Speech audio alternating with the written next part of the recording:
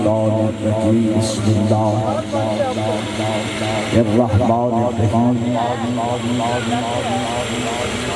الحمد للہ والصلاة علی اہلہا اما بعد فقال سبحانہ وتعالی فی کتابہ المحکم بسم اللہ الرحمن الرحیم وبالوالدین احسانا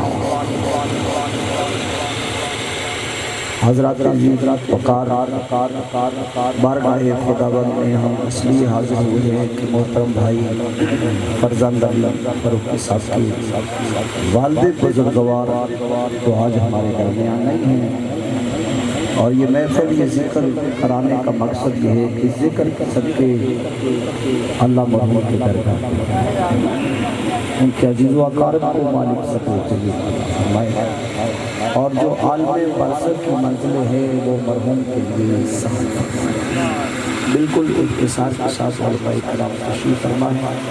بس سبھی نے اپنے حصے کا تبرکاً 10 منٹ کے لیے چھوٹا سا پیغام ہے۔ خالق لم یزل ارشاد فرما رہا ہے کہ میری عبادت کرو اور اپنے والدین کے ساتھ احسان کرو۔ احسان بدلے کے بغیر ہوتا ہے، اگر کوئی نیکی کرے تو اس کے عوض میں کوئی اور اس کے ساتھ صلہ کرے تو وہ نیکی ہے، مگر اگر وہ نیکی نہ بھی ہو آپ اس کے ساتھ نیکی کر رہے ہوں تو یہ احسان ہے۔ والدین اگر آپ کو بھائی توجہ فرمائیے گا، آپ ذرا ذکر سننے آئے ہیں، یہ باتیں ہوتی رہے گی جو آپ کر رہے ہیں، علماء کرام کی بات کو سماعت فرمائیے گا۔ میں اپنے طالب علم ہوں، والدین کے ساتھ احسان کرنا ہے یہ ضروری نہیں ہے۔ آج جو ہمارا معاشرہ جس دلدل میں دھس چکا ہے کہ اولاد اپنے والدین کو قتل کر رہی ہے، مار رہی ہے، گھر سے نکال رہی ہے۔ والدین کو گھر سے نکال کے تجھے بیت اللہ جاتے ہوئے شرم نہیں آتی؟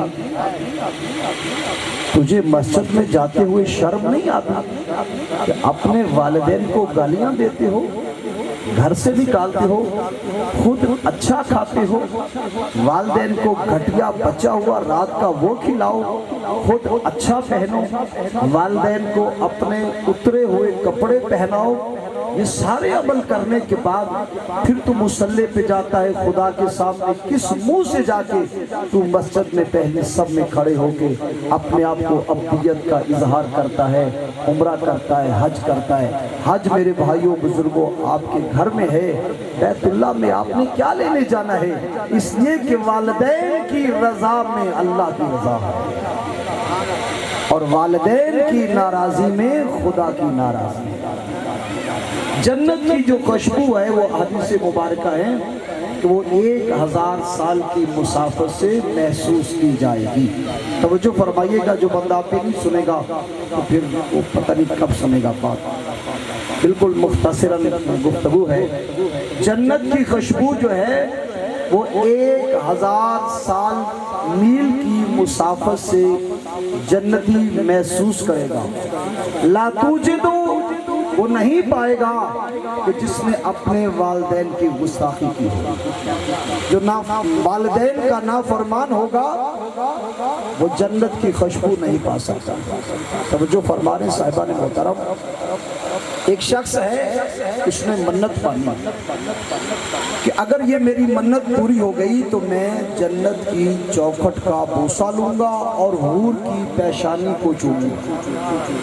میرے مسلمان بھائی توجہ فرما رہے ہیں، منت مانی کہ اگر یہ میری منت پوری ہو گئی تو میں جنت کی چوکھٹ اور حور کی پیشانی کا بوسہ لوں گا۔ خدا کا کرنا ہوا کہ وہ اس بھائی کی منت پوری ہو گئی۔